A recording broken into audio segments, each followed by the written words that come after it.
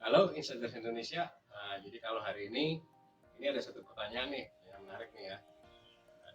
Kok seringkali saya mengalami banyak pikiran karena setiap yang saya lakukan mengalami kegagalan dan saya tidak mengalami kemajuan.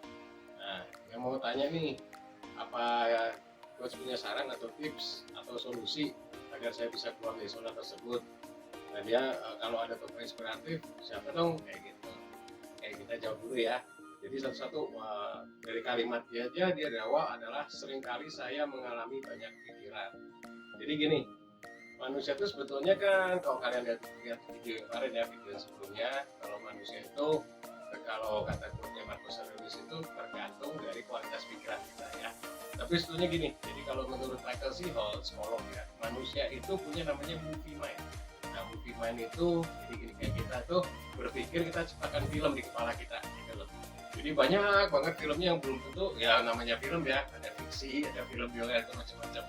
Nah, kalau dia mengalami banyak pikiran itu karena film yang dia putar di kepalanya adalah film-film yang istilahnya mungkin horor gitu ya. Jadi gimana kehidupan dia itu kayak ya kerasa kok aku gagal terus, dan itu film tuh diputar berulang-ulang di kepala. Nah, gimana solusinya dan sebagainya? Ya, diganti dulu filmnya. Intinya gini, kalau menurut saya ya, menurut saya atau menurut kalangan itu kegagalan itu sebetulnya nggak ada sih. Kalau kok bisa nggak ada kegagalan dia. Nah, itu kalau kegagalan, berhasil, sukses itu kan ada hasil akhir gitu. Yang kita lihat itu adalah prosesnya. Proses kita gagal, kita bisa berkaca nggak kenapa kita gagal, prosesnya gimana, kayak gitu. Karena gagal itu sebetulnya bukan gagal, gagal itu adalah sebuah proses belajar. Nah, jadi kitanya memang harus belajar dulu gimana caranya kita, kalau udah berhasil ya berhasil gitu loh, kalau udah gagal ya gagal. Ya kalau ditanya tokoh ya banyak gitu kan, kalau kita tahu kayak berdirinya Kentucky Fried Chicken ya, Colonel Sanders itu dia semenjak berhenti setelah selesai perang, dia jadi veteran, bingung gitu kan, bisa duitnya mau kemana, dia akhirnya coba-coba resep ayam goreng, dia tawarin kemana-mana. Kalau menurut mitosnya ya, saya nggak tahu berapa banyak, dia udah tawarin ke 999 gerai gitu kan, baru satu yang berhasil akhirnya. Cuman kalau dilihat ya dia udah tua gitu kan, udah beres, kakinya baru. Nah, banyak hal-hal yang ini ya, kalau kita lihat semuanya tergantung konsistensi kita sih. Konsistensi kita seberapa kuat sih kita ngalami, misalnya kalau gagal kita mau berusaha lagi atau enggak. Kalau kita terus-terusan mutar film yang berulang-ulang, apalagi film horor ya, tiap hari bangun tidur yang sama film horor, nanti gagal lagi, nanti ini gitu. Sama kayak misalnya kita lagi mau bergerak melakukan sesuatu, kitanya udah niat nih, tahu-tahu mentok. Kenapa ya? Karena ada suara, mungkin ada gambar, ada film yang nanti kitanya nanti gagal lagi, mending nggak usah deh, daripada dia sakit hati lagi segala macam. Nah, itu yang menghambat sebetulnya. Padahal sebenarnya kalau kita lihat mungkin berhasilnya di depan mata nih, tapi karena kita nggak ngerjain, karena kemalasan kita dan sebagainya, akhirnya nggak dikerjain. Nah, itu yang bikin kita gagal sebetulnya. Sebenarnya ada satu tokoh lagi yang menarik ya. Kalau kalian mungkin yang sepeda motornya Honda siapa nih? Nah, itu ada Honda Beat gitu ya, Vario gitu ya. Nah, penciptanya Honda ini itu dia itu dulunya itu hanya sebuah apa ya istilahnya, dia iseng-iseng aja sih buka bengkel gitu ya. Dia iseng-iseng buka bengkel, pertama di usia 22 tahun kalau nggak salah dia buka bengkel. Terus dia karena seneng balapan, dia balapan sampai suatu saat itu kecelakaan parah.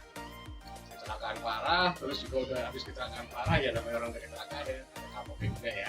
Akhirnya dia jual semua desain-desain dia itu ke Toyota pada saat itu. Namanya masih belum Honda dulu, masih apa gitu dipakai. Jadi nanti kan bisa lihat tadi di videonya dia. Jadi itu dia punya perusahaan spare part motor atau ya motor waktu itu. Jadi memang dia jual semua ke Toyota sampai akhirnya dia dirikan lagi sebuah perusahaan sepeda motor yang kita kenal sekarang adalah Honda gitu ya. Yang udah dari divisi mobil dan sebagainya. Bahkan mungkin kalau kalian lihat itu ada Aibo ya, robotnya Honda sekarang ya, itu jago banget. Jadi kalau lihat Aibo itu ya desainnya itu semua dari si Soichiro Honda ini. Nah, itu kegagalan yang berulang, bahkan dia mungkin shock terapinya dia adalah kecelakaan itu tadi gitu loh. Manusia itu kadang gitu, kita kadang butuh shock terapi, sebuah kejadian yang mencengangkan dalam hidup kita gitu ya, yang sebenarnya fine-fine aja, atau ditabrak gitu ya, ditabrak apa dengan permasalahan yang berat di hidup kita, sehingga akhirnya kita belajar lagi, kita harus nimba ilmu lagi, harus wawasan lagi, mulai lagi dari nol. Dan satu lagi ya, kita itu segala sesuatu itu nggak ada yang instan. Kita hidup itu nggak ada yang instan, men. Jadi misalnya aku pengen ini nih, terus langsung dapat. Ya kalau misalnya kita kayak Paris Hilton, lahir dari keluarga Hilton, kalau udah banyak itu bisa aja gitu tinggal beli. Tapi tetap aja, bisa nggak Paris Hilton beli kebahagiaan dia? Belum tentu. Dia bisa bayar orang bisa, tapi apa dia bisa beli orang? Itu nggak bisa. Manusia itu nggak bisa dibeli karena manusia itu punya ego, punya isinya, punya pribadinya sendiri. Nah kayak gitu. Jadi manusia itu, kita itu apa ya? Kalau kita lihat itu sebetulnya itu tuh kalau dibilang gagal, berhasil, sukses kayak yang kemarin ya, kalau kalian dari video kemarin, ya itu bukan hasil akhir gitu loh intinya. Aku gagal nih, iya pada momen itu lu gagal. Aku berhasil nih, pada momen itu lu berhasil. Tapi itu cuma momen pada satu waktu kita, kehidupan terus berjalan kan. Kita hidup semuanya karena zaman serba instan gitu kan. Kalau kita lihat orang-orang Vickers, dia tinggal kayak kemarin aku bilang ya, kita beli makan tinggal klik gitu ya, cek tinggal klik ya, instan. Cuman manusia sekarang nggak sadar proses gitu. Bahwa segala sesuatu itu butuh proses. Kita mungkin punya bayangan, ya udah nanti aku nyalain mobil, aku mau janjian sama orang mungkin kalau yang dari Jakarta mau janjian di Blok M gitu ya, udah kebayang kita nyetir mobil, nyalain mobil, nyetir mobil, jalanan lancar, kita ketemu sampai di Blok M, kita ketemu orangnya. Tapi apakah realitas seperti itu? Belum tentu. Pas mau naik mobil jalan tengah-tengah atau masih ngadat gitu ya, atau ada tabrakan di depan terus jalan dialihin kitanya telat atau macet gitu ya, begitu macet kitanya ngomel-ngomel sendiri. Segala satu dalam hidup itu akan selalu ada hal yang kita tidak duga gitu, hal tidak terduga. Nah masalah seperti apa kalau kalian lihat di video yang sebelumnya ya, yang video mau hidup aja kok susah, kalian bisa lihat videonya itu saya udah jelaskan. Jadi di situ kan kalau menurut Mark Manson ya, di bukunya yang sebuah seni untuk bersikap bodoh amat gitu ya, jadi hidup itu kayak gitu, kita aja udah rencanain semuanya di pikiran kita, semuanya udah ya kalau kayak gini nanti hasilnya kan seperti ini, tapi realitanya kita pasti akan ada problem-problem menghadang kita. Problem itu kan selalu ada gitu loh. Kayak tadi naik mobil terus problemnya apa, ada yang kecelakaan di depan kayak atau macet atau segala macam, itu akan ada problem gitu loh.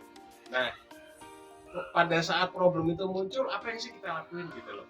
Apa kita tetap mau rundung aja, ngomel-ngomel sendiri, malah emosi, malah kesel, akhirnya ya udahlah malas mau pulang aja, atau kita tetap tenang, santuy aja, wah ini ya udahlah step musik dulu sambil nunggu ini macet ya macet, kita jalan. Kita harus berpikir gini, bahwa segala sesuatu terjadi itu karena ada alasannya gitu loh. Jadi kalau kita bilang, aduh aku nanti bakal telat ini, bakal itu pikiran kita tuh, di film kita itu. Kita ciptain film sendiri yang realitanya belum tentu sesuai film kita gitu loh.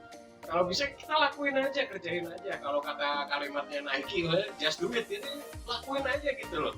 Jadi bodoh amat gitu loh. Problem itu akan selalu ada, kita akan selalu dihadang dengan hal yang tidak kita inginkan.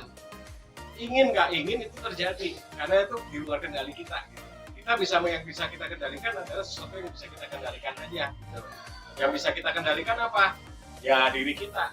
Kita kendaliin dulu emosi kita sendiri gitu kan, sikap kita, gimana nanti kalau ketemu orang yang kita bicara apa, itu bisa kita kendalikan. Tapi hal yang kita tidak bisa kendalikan ya kita flow aja gitu loh, kita ikutin, jangan sampai itu jadi sebuah hambatan. Malah kalau jadi sebuah hambatan ya kitanya sendiri akhirnya apa, kita nggak ngelakuin, yang menghambat siapa? Ya bukan keadaannya, kita sendiri yang menghambat diri kita sendiri gitu loh. Kalau dibilang tuh sama aja kayak sabotase diri kita, yang sebetulnya kita bisa melakukan sesuatu akhirnya tidak kita kerjakan, kita tidak lakukan karena pikiran-pikiran kita, film-film kita bilang itu nggak mungkin, itu udah hal impossible lah, padahal itu masih bisa dilakuin. Jadi kita dobrak aja, istilahnya kita run aja, flow aja, bawa santai aja, kayak just do it aja, jadi kerjain aja gitu loh. Apapun hasilnya itu adalah hasil. Kalau kita bilang di sini berhasil, di sini gagal gitu ya, mau gagal atau mau berhasil, itu aja intinya. Ini udah hasil, tapi pada saat ini belum terjadi, ada namanya proses. Nah proses ini kita sanggup nggak ngejalanin proses ini? Ya udah, sebelum kita selesai saya mau cerita dulu satu ya. Kalau kalian mungkin saat ini sedang bekerja gitu kan, ngalamin kerjaan gue susah, resikonya banyak segala macam, semua kerjaan gak ada resiko. Jadi gini, ada petinju nih, petinju ini udah lumayan sering menang, terus juga dia besok itu mau bertanding sama lawan yang berat gitu.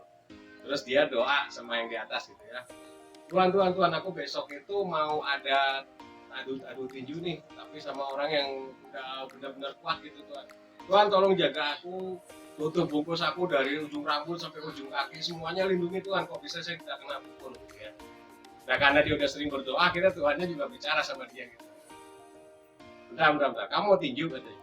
Iya Tuhan, aku mau tinju besok. Jadi kalau bisa lindungi aku jangan sampai kena pukul. Ya kalau kamu nggak mau kena pukul, jangan jadi petinju katanya, main catur aja. Nah gitu ya. Jadi intinya kita sudah mengambil sebuah resiko jadi sebuah petinju. Tapi kenapa kita minta doanya jangan sampai kena tinju gitu kan, lucu gitu kan. Ya kayak gitu, manusia itu akan selalu seperti itu. Aku pengen ngerjain ini tapi aku nggak mau ada resiko seperti ini, ya nggak bisa. Kalau Mama Mason bilang ya itu semua pasti ada file of sheet di situ, jadi ada halangan-halangan, pasti ada problem-problem yang baru yang muncul. Apapun kita lakukan pasti ada problem baru yang muncul. Tinggal gimana pada saat problem itu muncul, sikap dan tindakan apa yang kita lakukan agar kita tetap jalan aja gitu loh, sampai menuju tujuan yang kita mau. Yang penting kitanya punya semangatnya di mana gitu. Sebisa mungkin kita punya alasan yang besar gitu ya. Alasan kita apa melakukan hal ini gitu loh. Kita memulai hal ini tuh apa? Kalau alasannya kita udah besar mau ngelakuin juga ada hambatan, kita pasti berat. Ya udah, untuk hari ini sekian dulu dari Indonesia Insights ya. Jadi untuk kalian juga jangan lupa untuk di like ya, di like dan di subscribe, dan juga nyalain loncengnya biar kalian langsung dapat info-info update terbaru gitu ya dari pertanyaan-pertanyaan yang masuk ke kita akan coba jawab, dan kalian juga bisa ninggalin pertanyaan seputar masalah kalian sehari-hari gitu ya, atau hambatan-hambatan apa yang menghambat kalian untuk terus maju. Pengen berpikir positif itu seperti apa, boleh tanya, masukin di kolom komentar, nanti kita akan ini ya langsung kita review. Kalau memang menurut kita bagus, kita akan bikin kontennya juga untuk kalian. Oke, sekian dulu dan salam insiders. Thank you.